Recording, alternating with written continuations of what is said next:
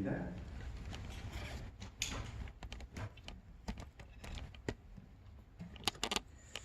시편 46편 10절의 말씀을 봅니다.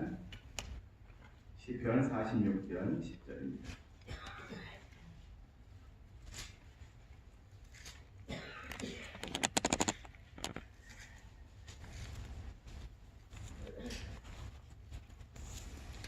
이르시기를 너희는 가만히 있어 내가 하나님 됨을 알지어다. 아멘. 여러분의 생활 속에 하나님의 인도하심을 얼마나 자주 경험하시나요? 순간마다라고 말씀하실 수 있을 것 같습니다. 그죠? 예. 순간마다 우리는 하나님의 인도하심을 경험하고 살아갑니다. 그런데 내가 가만히 있어 본 적 있습니까? 아니면 뭘 하려고 많이 노력을 하나요? 제 아들이 신학과를 이제 선택을 했습니다. 초등학교 4학년부터 신학을 하겠다 이렇게 결정을 했습니다. 그리고 한 번도 변한 적이 없습니다. 그리고 이제 신학을 공부를 하게 됐습니다. 2학년 때 제가 1학년 때였던 거 1학년 때인가 제가 복수 전공을 권했습니다. 복수 전공을 하면 어떻겠니? 그랬더니 이 녀석이 이렇게 이야기합니다. 아빠 저는 한 길만 가겠습니다. 한 우물만 파겠다는 것이. 제가 뭐라 그러니까. 그런데 3학년 때 이제 교회에 이렇게 가서 학생 전도사를 하면서 이 아이의 마음이 조금 변하기 시작합니다. 자기가 이 일을 감당치 못하겠다는 것이. 그리고 4학년 때는 안 가게 이제 신학을 이제 목회를 안 하겠다고 계속 이야기합니다. 2학년 때는 복수 전공을 권해도 하는 물만 하겠다고 하더니 나중에 그렇게 하는 것입니다. 제가 그 얘기만 끝나면 얼굴빛이 약간 변합니다.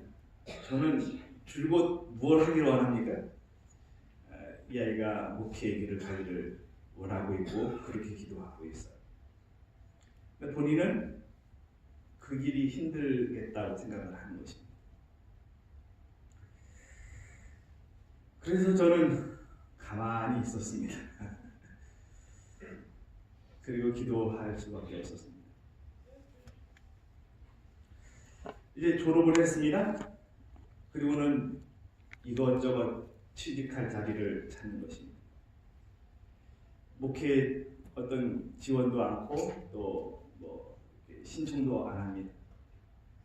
어느 날이었습니다. 이 아이가 좋아하는 한 형이 전화가 왔습니다.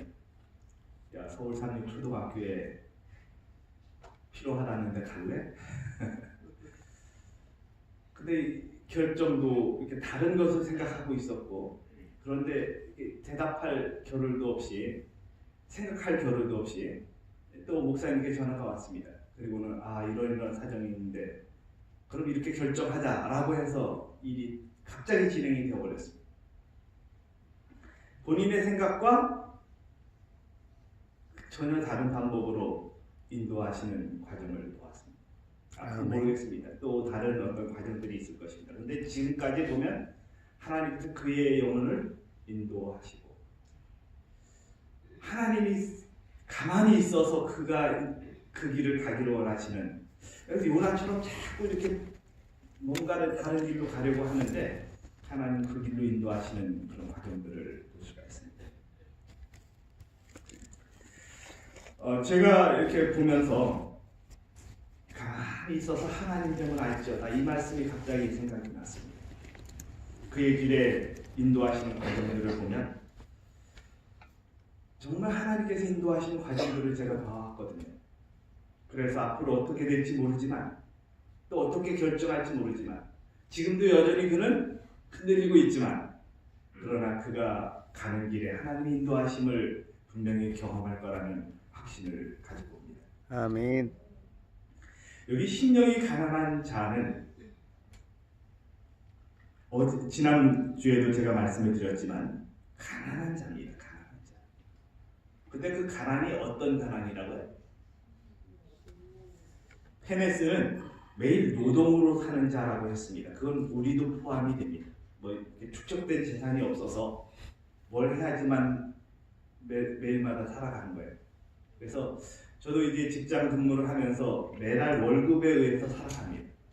그런 사람들의 삶을 이 단어가 표현하고 있습니다. 그런데 프로코스라는 말은 아무것도 없는 그저 그냥 몸뚱이만 있는 그런 상태를 표현합니다.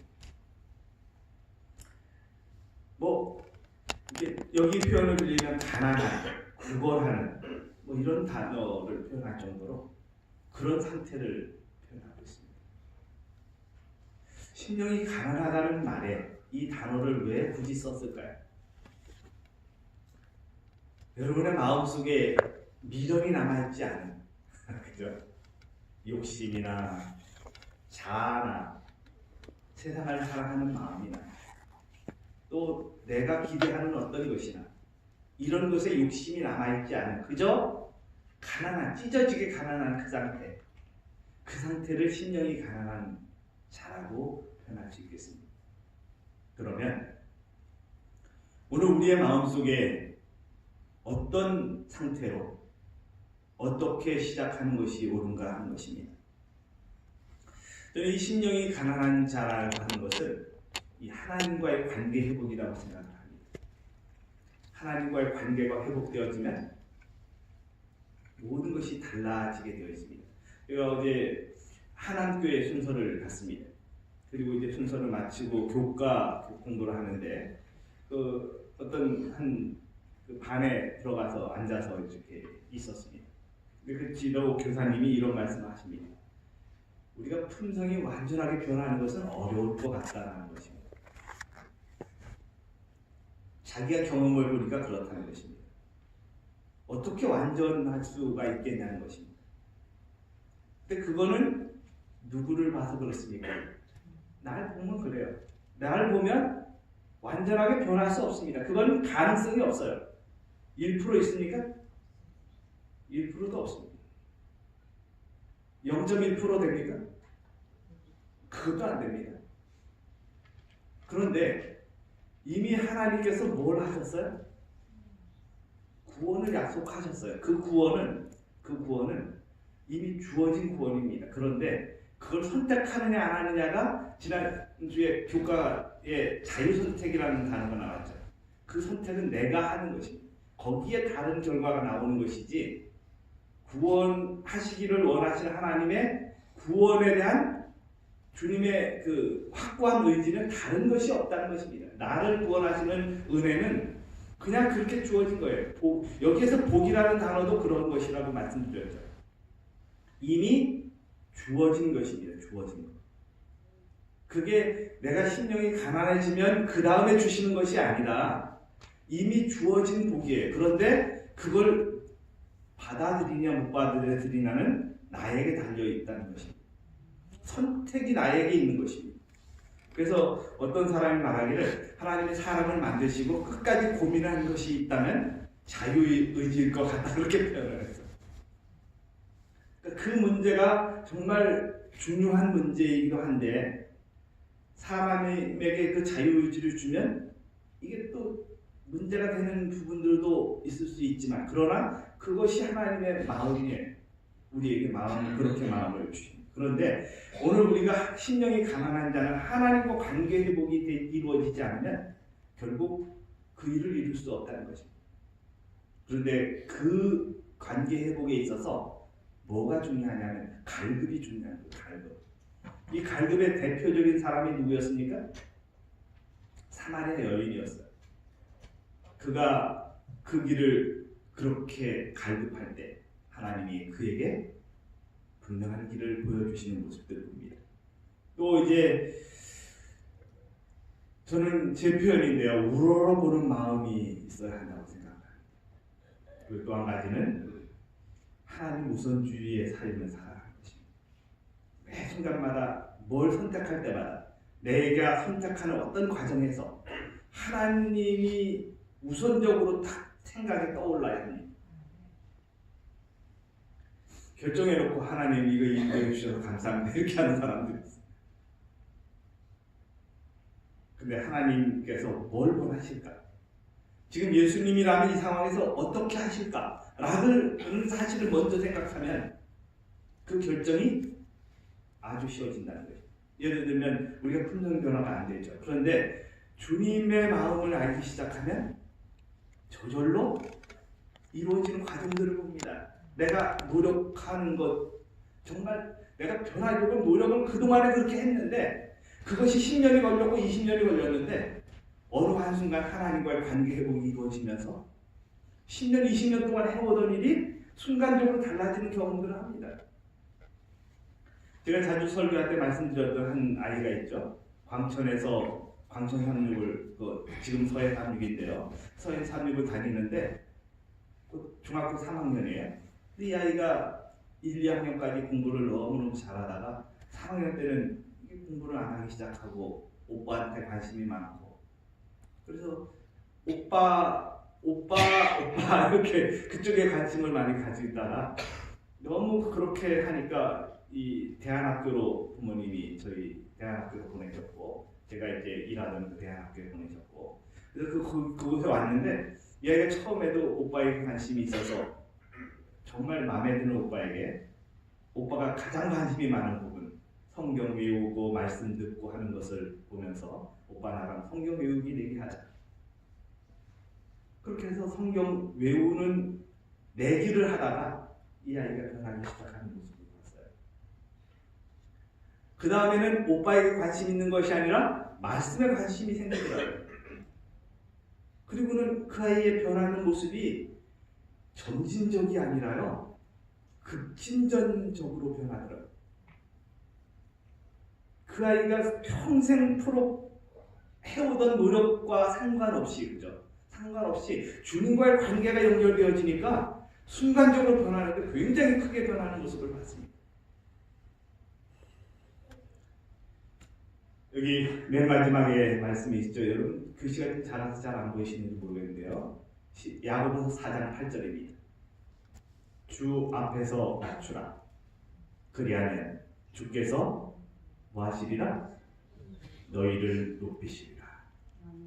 심령이 가난한 자의 마음입니다. 그러면 어떻게 가난한 심령이 되는가 하는 것입니다. 여기 그 엘버트 하버드라는 미국 저술가는 이런 말을 했습니다. 삶에서 아무런 문제도 가지고 있지 않는 사람은 이미 경기에서 제외된 사람이다.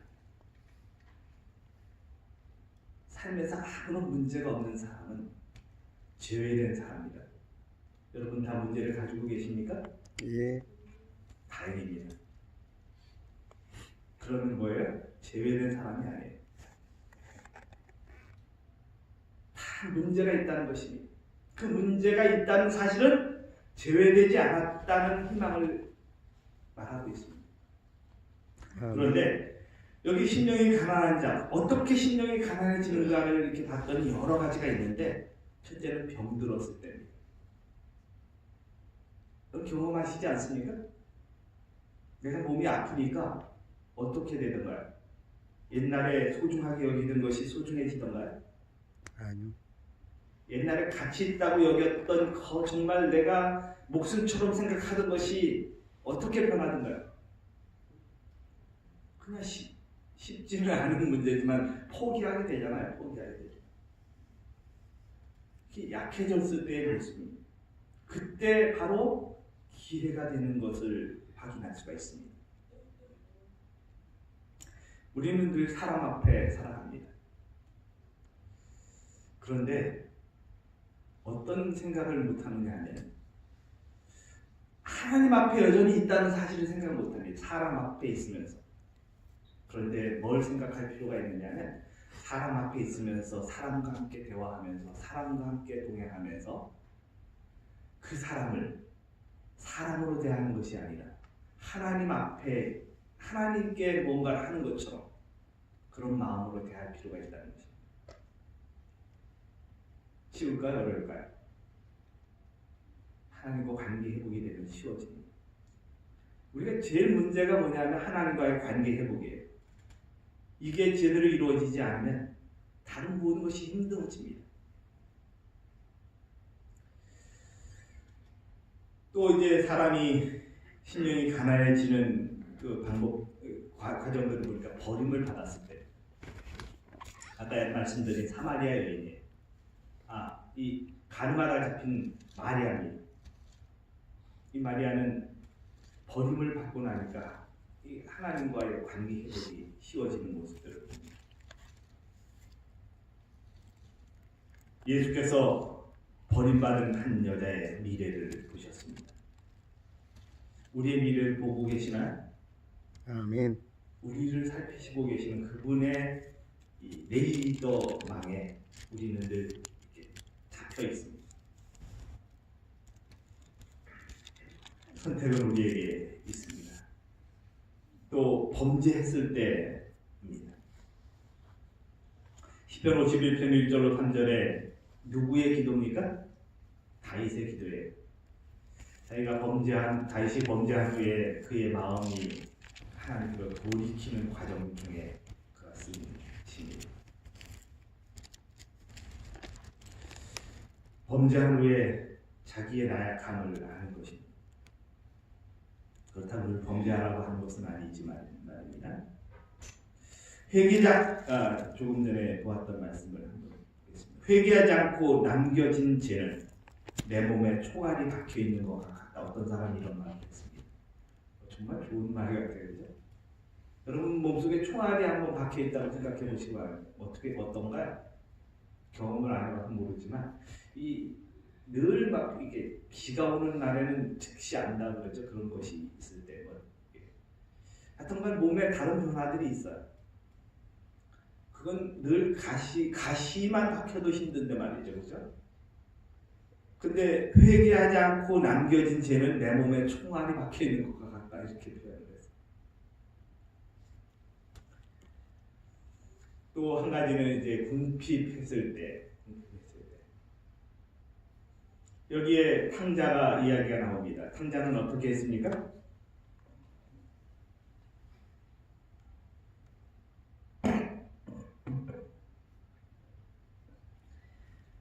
탕자가 아무것도 가지지 않은 남은 것이 없는 상태에서 아버지께로 돌아가려고 합니다. 갈 곳이 없는 것입니다. 갈 데가 없어요. 그래서 지엄나무 열매도 먹어보고 했는데 그것도 자기에게 맞지 않잖아요. 그때 이제 하나님께로 돌아가는 것입니다. 우리 다섯 번째는 고난의 때입니다.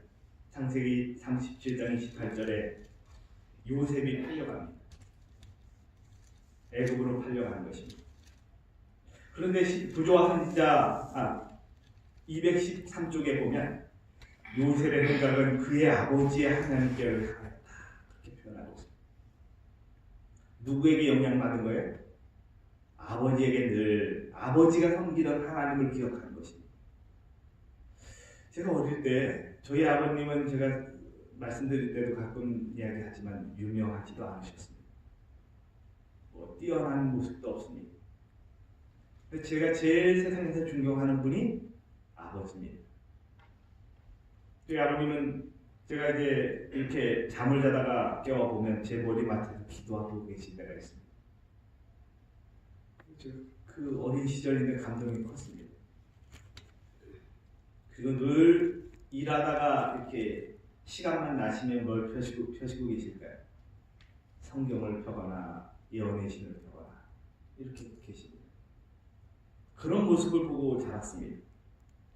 요셉도 마찬가지였던 것 같아요. 하나님을 향한 야곱의 자세를 늘 보고 살았을 것 같아요. 그래서 그가 어려움에 봉착했을 때 뭘 생각하는 것입니까?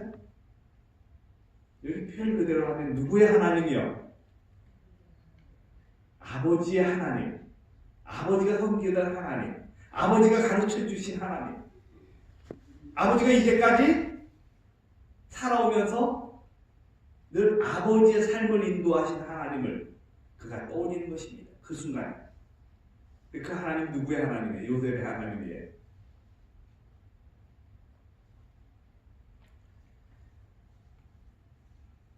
여섯 번째로 고독할 때 하나님을 찾습니다. 돌베개 배 보셨습니까? 들에 나가서 잠 한 점 자려고 하는데 돌베개 한번 펴보신 분이 있을지 모르겠어요. 근데 돌이 부드러운가요? 잘만한가요? 못 자요? 머리 아파? 돌베개 자고 한번 잠자 보면 잠이 제대로 올까요? 푹신하게 올까요? 아닙니다. 근데 돌베개를 댈 수밖에 없는 상황이었어요. 그 돌베개 대고 자는 야곱.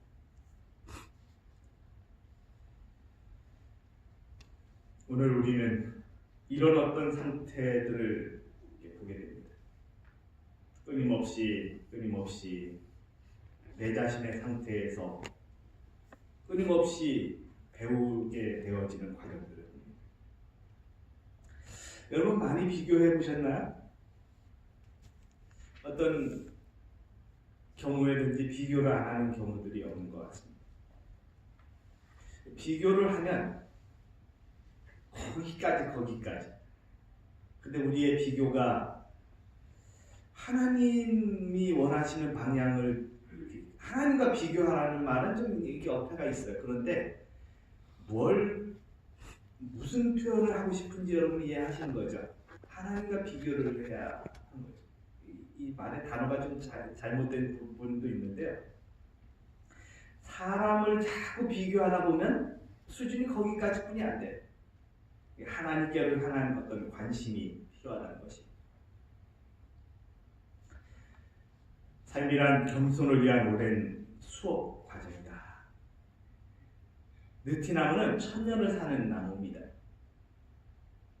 근데 이 나무는 한 높이 자랄 때 25m까지 자란다고 합니다. 그런데 그 씨앗은 어때요? 4mm밖에 안 된다는 것입니다. 오늘 우리가 시작을 합니다. 3mm에 시작을 해요. 그리고 뭘 생각을 가져요? 내 한계는 여기까지다. 이렇게 생각하셔야겠습니다. 뭘 못 봐요? 25m의 1000년 가는 느티나무는 보지 못하는 것입니다. 오늘 내 시작이 3mm에 불과할지 모르겠어요. 그리고 여러분의 한계가 정말 3mm밖에 안 될지 모르겠습니다. 그래서 거기에 주저앉으실 건가요? 거기에 멈춰 계실 건가요? 거기가 내 한계라고 단정 짓고 사실 건가요? 그것이 아니라 오늘 나와 하나님 관계가 회복되어지면 일어나는 놀라운 가정들을 우리는 오늘도 경험할 수 있다는 것입니다. 신령이 가난한 자에게 주어지는 축복이 바로 그런 것입니다. 거기에 뭔가 내 것이 포함되는 것이라고 말씀드렸습니까? 아니에요. 전혀 없지만 내가 구원받을 수 있는 가능성, 내가 변할 수 있는 가능성, 내가 정말 사람답게 살아갈 수 있는 가능성은 0%밖에 없지만 내 안에 주님이 함께 하실 때 그때 오늘 우리는 놀라운 일을 경험할 수 있습니다. 헨리 포드는 이렇게 말합니다. 크게 생각하되 작게 시작하라. 크게 생각하되 작게 시작하라. 이건 예언의 신의 말씀도 너무나 많은 말씀들이 이런 말씀이 있어요. 오늘 우리는 작게 시작합니다. 3mm밖에 안 되는 내 한계에서 시작합니다. 그런데 25m까지 1000년 동안 유지할 수 있는 은혜를 하나님이 주실 것입니다. 이거는 우리의 상태로 봐서는 안 되지만 하나님 안에서 가능한 일들을 우리가 경험할 수 있다는 것입니다. 오늘 그 일을 이루어주시는 정말 심령이 가능한 자의 축복이 우리 자리에 계신 여러분과 저에게 있게 되기를 간절히 바라겠습니다. 기도드리겠습니다. 아멘. 살아계신 저희들의 아버지, 우리에게 오늘도 정말 미약하고 내 한계에 부딪혀 있지만 하나님의 놀라우신 일을 볼 수 있는 은혜와 축복을 허락해 주셔서 감사합니다. 아멘. 믿음으로 주님 바라보는 심령이 가난한 자가 되도록 인도해 주시옵소서. 아멘. 우리도 가장 미약하고 가장 많은 문제를 가지고 있지만 그 안에 주님과의 연결된 아름다운 고리가 우리의 삶을 송두리째 바꿔놓는 경험을 갖게 도와주시옵소서. 각자에게 문제가 있습니다. 연약하고 힘들고 나약하고 그리고 한계에 부딪힌 우리의 모습 그대로 주님 앞에 나왔습니다. 주님, 우리의 한계를 보지 않게 도와주시고 하나님 인도하시는 놀라운 과정들을 확인할 수 있는 믿음 되도록 인도해 주시고 그렇게 살아가도록 복 주시옵소서. 귀하신 예수 이름으로 기도드립니다. 아멘.